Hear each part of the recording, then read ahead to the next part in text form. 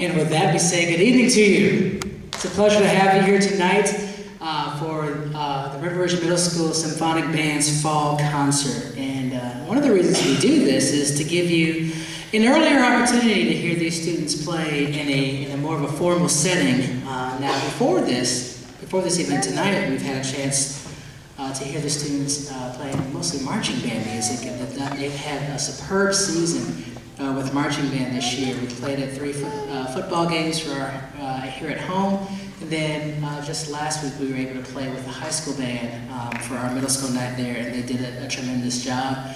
We really enjoyed supporting, particularly our middle school team, who set a school record this year with their number of wins at 6 wins and 1 loss, and they are co-conference champions this year, so I'm proud of that.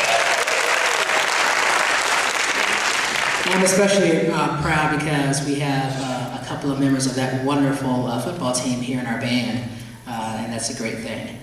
The first piece we played was called Flourish. It was written by Sandy Philstein and Larry Clark, and both of these gentlemen are just very prolific when it comes to writing for young band, and Larry Clark in particular has done lots and lots of great work, and I know I guess I have a little bit of a bias when it comes to Larry because he's a product of Pasco County Schools. He graduated from Gulf High School.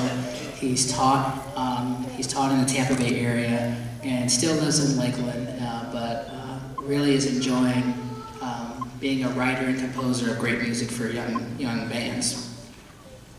The next piece we're going to play is a piece called The Red Balloon, and it's based on a painting that the composer saw. And if you could picture a grandfather and a grandson, and you can't see their faces because they're actually looking behind the painting. They're not looking at you, but they're looking behind the painting, and the only color that there is in the entire painting is this red balloon. I can't help but think about the imagination of a child and just what they could be thinking about as they hold a red balloon and just the wonderful possibilities of things. And you know, kids are great as far as thinking about things that sometimes us adults have quite frankly forgotten. But as you listen to this piece, I want you to listen to it through the eyes of a child who's 4, 5, 6, 7 years old. You know how happy you are when you get a balloon. And to just, as you listen, just kind of turn back the clock a few years and just enjoy this wonderful piece called The Red Balloon.